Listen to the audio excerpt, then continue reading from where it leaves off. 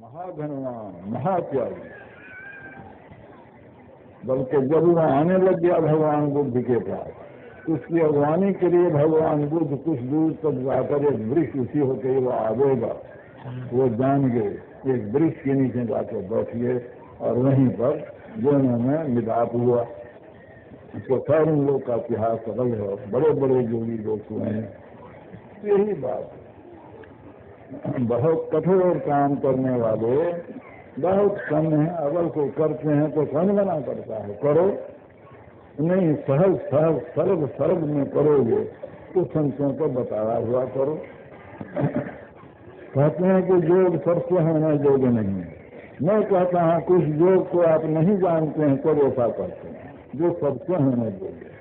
ध्यान योग सबसे होने योग्य, हर भी योग कार्य होगा और वो अक्षर का ज्ञान भी नहीं रखेगा तब भी ध्यान कर सकेगा। बता दो ऐसे करो, करने लगेगा।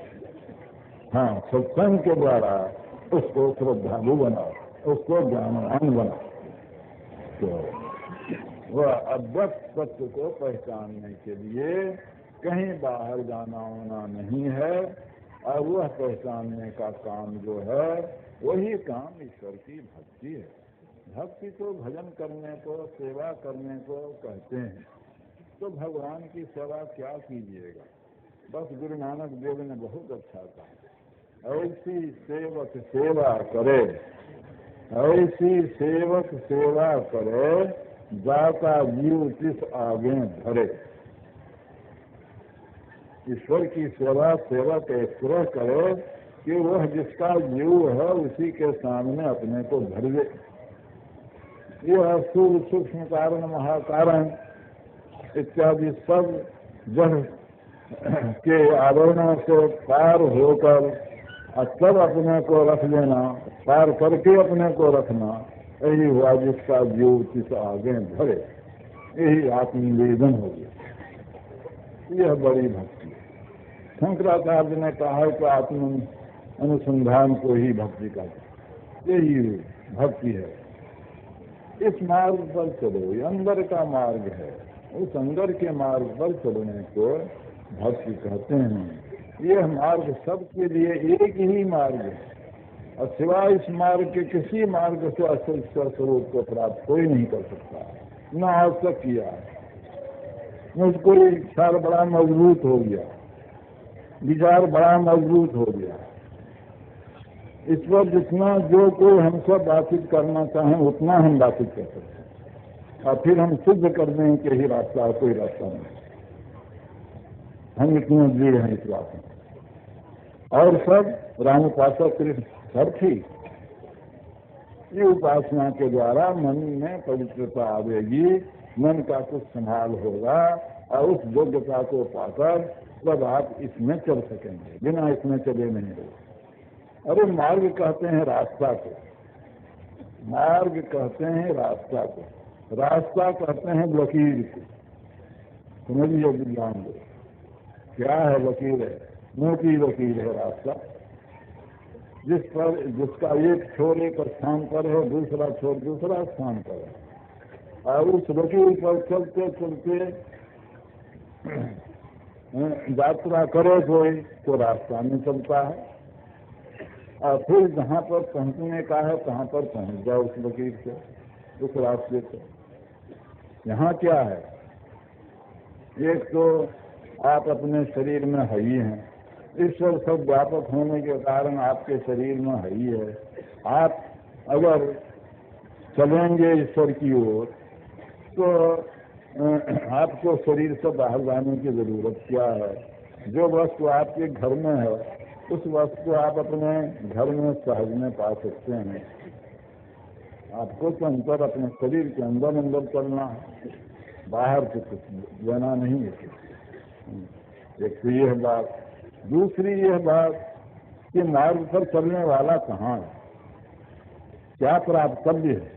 मार्ग पर चलने वाला जीवात्मा है और प्राप्तव्य है क्या? ये महाप्रभु परमात्मा, वही प्राप्तव्य है। तो इस शरीर में मार्ग कहाँ से शुरू होगा? जहाँ जो बैठा होता है वहीं से मार्ग शुरू होता है।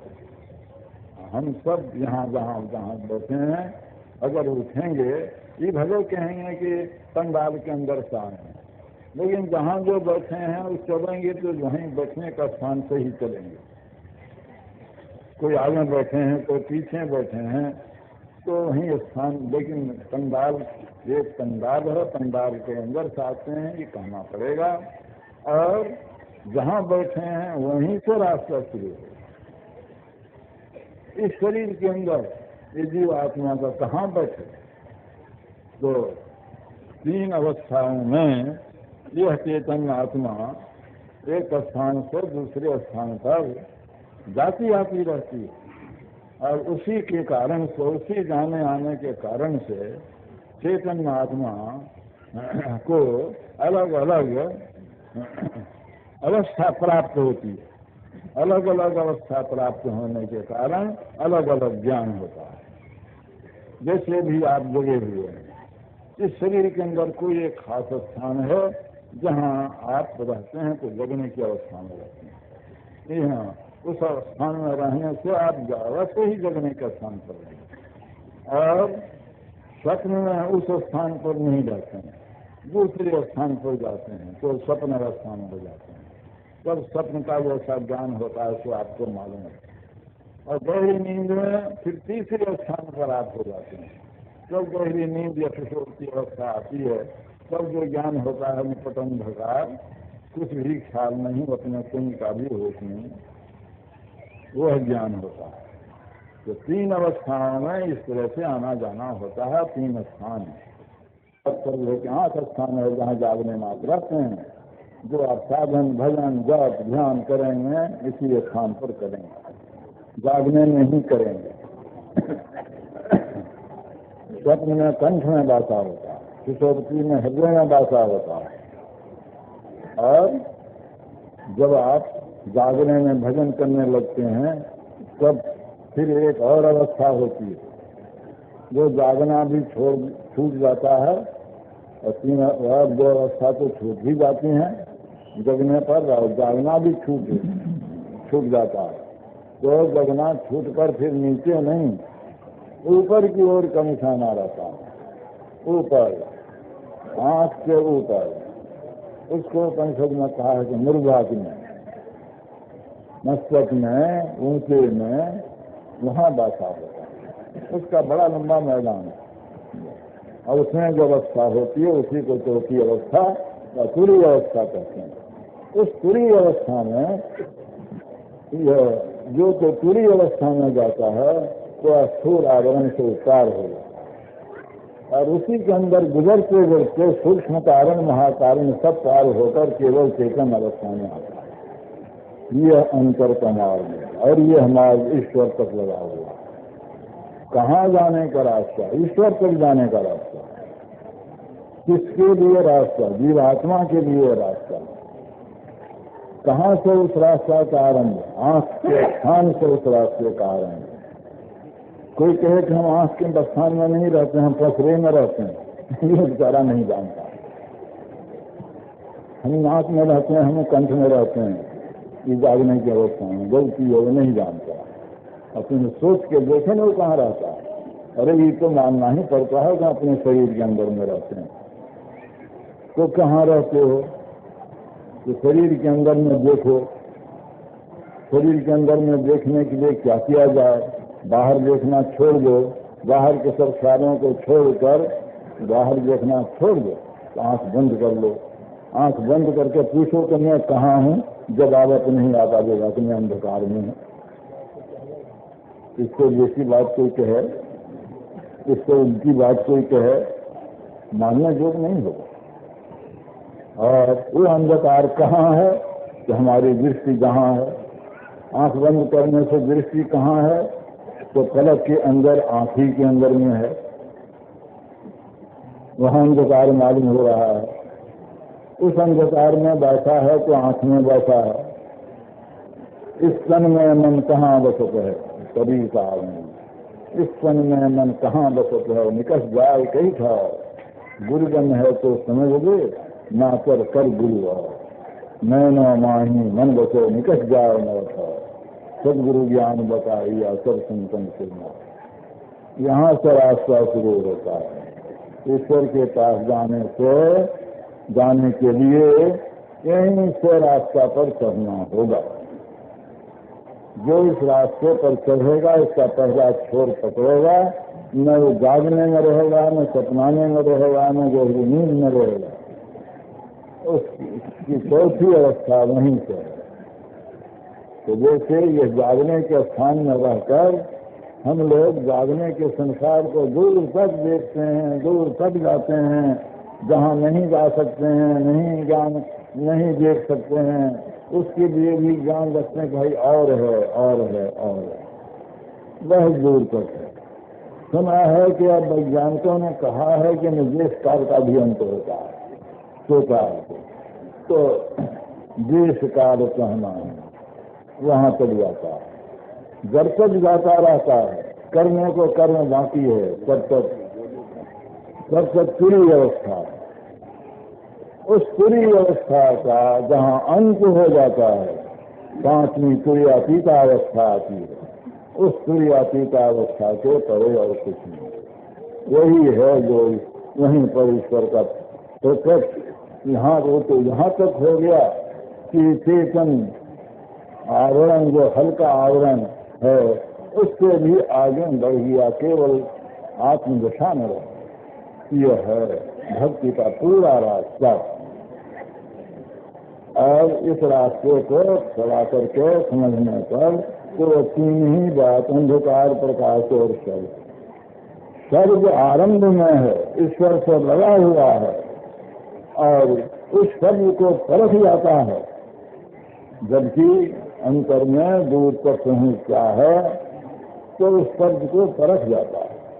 उस शब्द को परखा कि काम खत्म हो गया, पारस से लोहा छू गया, लोहा छू गया पारस को, और लोहा लोहा नहीं। सरस्वती ही कंचन भया छूटा बंधन हो। आज नाम पारस है, मन है नव लागो, सरस्वती ही कंचन भया छूटा बंधन हो। यही बड़ाई शब्द की जैसे कुंडक भाव, बिना शब्द नहीं उबरे क्या करो साथ। वही शब्द साधन को नाम भजन भी कहते हैं। वर्णात्मक नाम भजन होता है विद्या के द्वारा, मन के द्वारा। और भिन्नात्मक भजन के लिए मन को पहले उसमें लगता है, लेकिन विद्या का कोई काम नहीं। दिन के जप करो नहीं, बीज जलाओ, मन का काम तो होता है, लेकिन वर्णात्मक का जो जप होता है, मानस जप, इससे परे यह लक्ष्मीनाथ गोसाई जी महाराज ने कहा है। लक्ष्मीनाथ परमहंस अनह जो अपने साथ है, अजका का नाम अमल करो अपनाए के, अमर नाम घर था। यह असली अजका जप होता है। जाप अजका हो सहज गुण परख गुरुगुण भारी। इस तरह से यह अंतर्मार्ग सबके लिए एक है। न इसमें कोई मजहब का रोक टोक, न इसमें कोई कुल जाति वर्ण आदि का रोक टोक, धनी हिजन और निर्धन होने का न रोक टोक, अविद्वान और अविद्वान होने का भी न कोई रोक टोक। विद्वान करो तब भी यही बात, और अविद्वान करो तब भी यही बात। एक बेचारा बिल्कुल अपढ़ आदमी, भजन खूब किया, आप बड़े विद्वान, आपने भजन खूब किया, होते होते जो कुछ आप शायद पकड़ा, होते होते आपने और उसमें कोई अंतर नहीं रहा।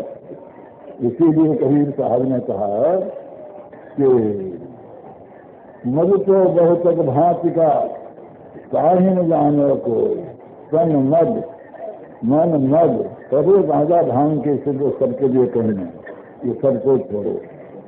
लेकिन फिर कहते हैं मद तो बहुत भांति का काहिन जानो को, तन मद मन मद जाति मद माया मद सब लोग, विद्या मद और गुण मद राज मज उन मज इतने मज को रज करो तो पावे अनहज। तो इसका अर्थ नहीं कि पढ़ो लिखो नहीं मूर्ख बने रहो, इसका अर्थ तो नहीं है।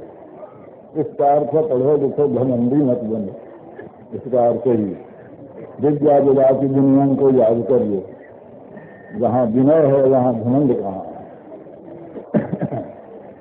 तो भक्ति के बारे में जो मैं भक्ति का बारे कहता हूँ और समझ गया हूँ वो यही है कि जिस रास्ते का भी वर्णन हुआ है उस रास्ते पर चलो। आधार आपके अंदर की ज्योति है और आपके अंदर में शब्द है, वही आधार है। गंगा जी में कोई पड़ा हुआ है जल में, तैरता जाता है, उसका पथ जल है और जल ही जल चलता हुआ जल को पार करके सूखी जमीन पर चला जाता है। इसी तरह वहां तक कि कोई ज्योति में जाने चाहता है तो ज्योति ही ज्योति में जाता है, ज्योति ही पथ है, ज्योति ही अवलंब। शब्द अभ्यास में जाना चाहता है और शब्द ही अभ्यास करके वो जाएगा, तो शब्द ही उसके लिए रास्ता है और शब्द ही उसके लिए आधार है।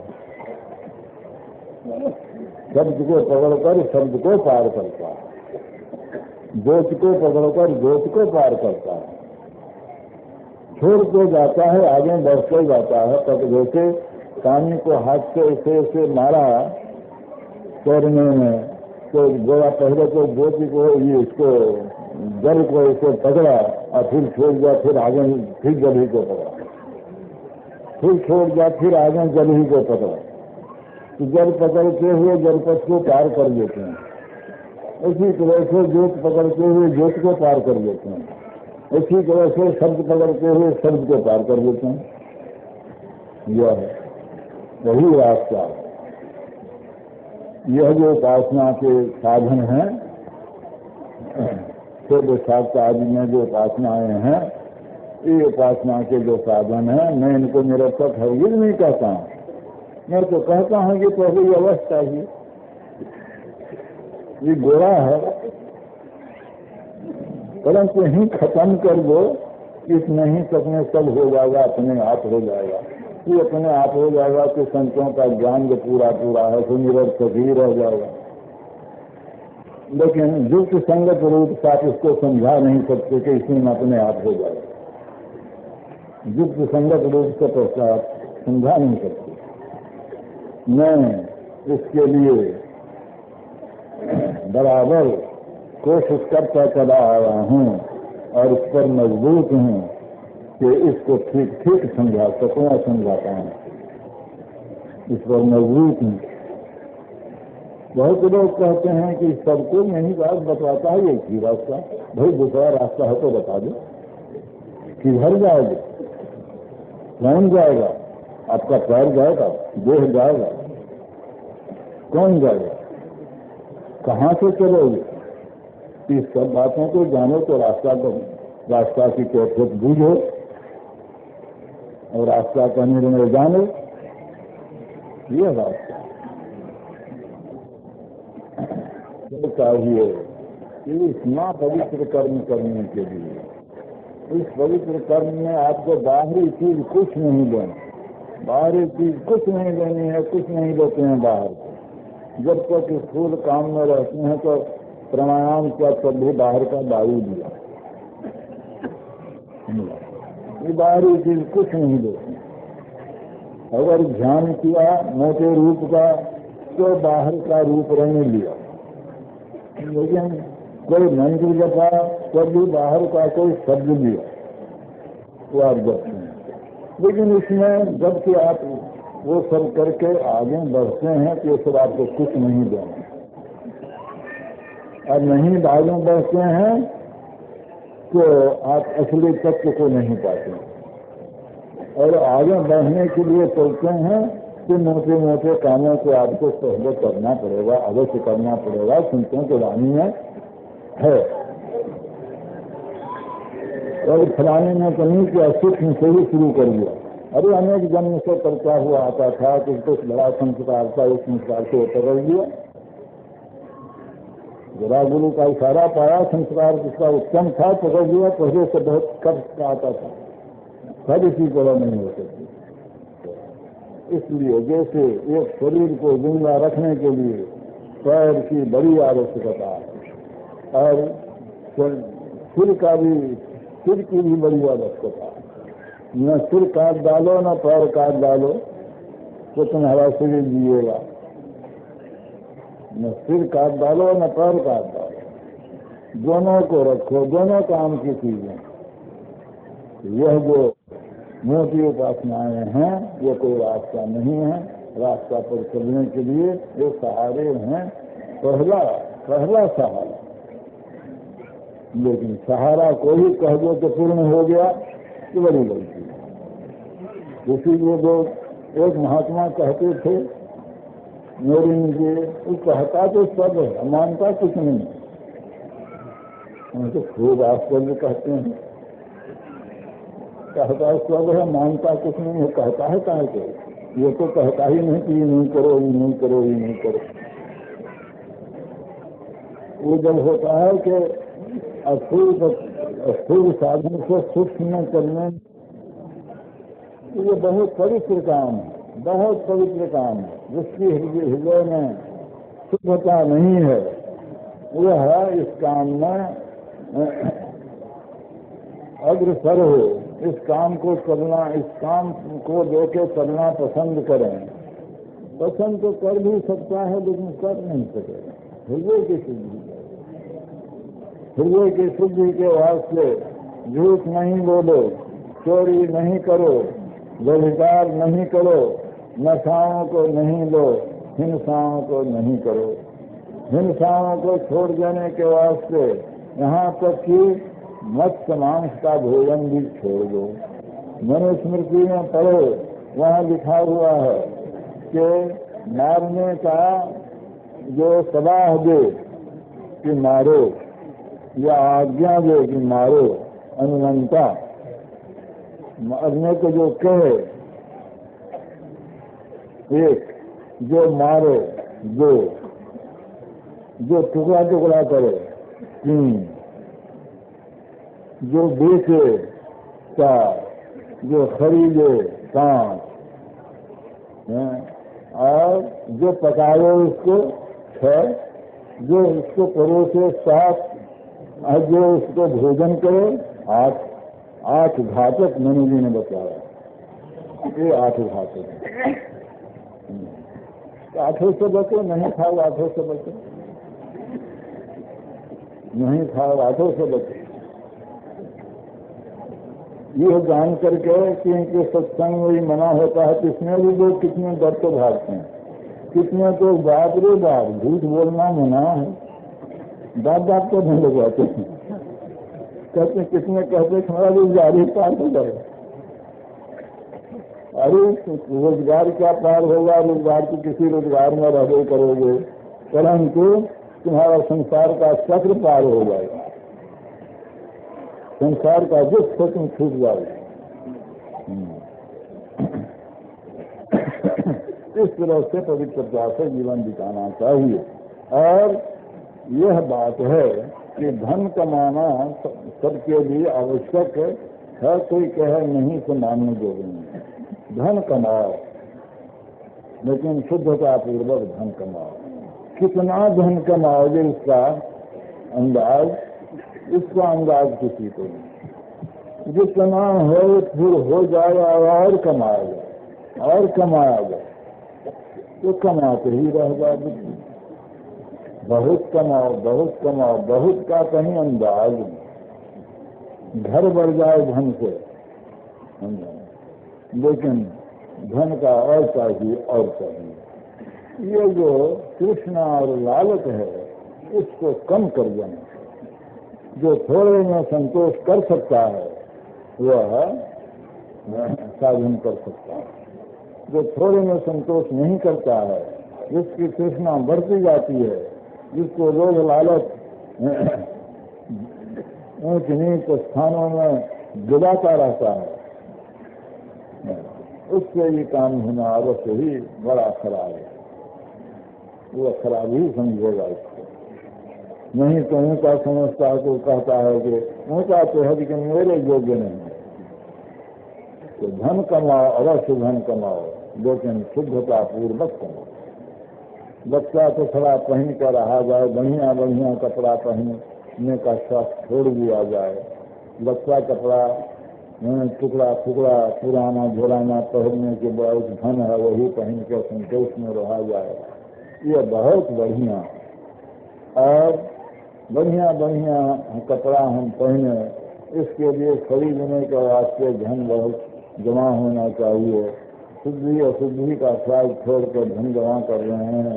देह को ढांका बढ़िया कपड़ा से, मन को गलीज में डाल दिए, खराब कर दिया। यहाँ क्या दृश्य है, एक यहाँ सीख लेना चाहिए। जिनको पंडाल में सोने के लिए स्थान नहीं मिलता है, एकदम जो घमासान सोए हुए हैं, जिनको और कोई मकान यहाँ कोठी यहाँ खाली नहीं है, कुछ नहीं मिलता है, ये कड़ाके के जाड़े का दिन है, अब इसमें बाहर ही सो जाते हैं। हमने तो अपने से निकल कर देखा नहीं, लेकिन लोग कहते हैं कितने बाहर ही सोए हुए हैं, बाहर ही सोए हुए हैं। तू कैसे सो जाते हैं? कोई पूरी मिठाई किनकर खाते हैं, खरीद कर खाते हैं, और कोई अपना घर से सत्तू ले आए हैं और सत्तू खरीद लेते हैं, खा लेते हैं। असंतोष पूर्वक रह करके ध्यान भी करते हैं और सत्संग भी करते हैं। तो पूरी मिठाई खाने मना कौन करते हैं? लेकिन शुद्ध आजीविका चाहिए। पूरी मिठाई खाने के लिए अपने मन को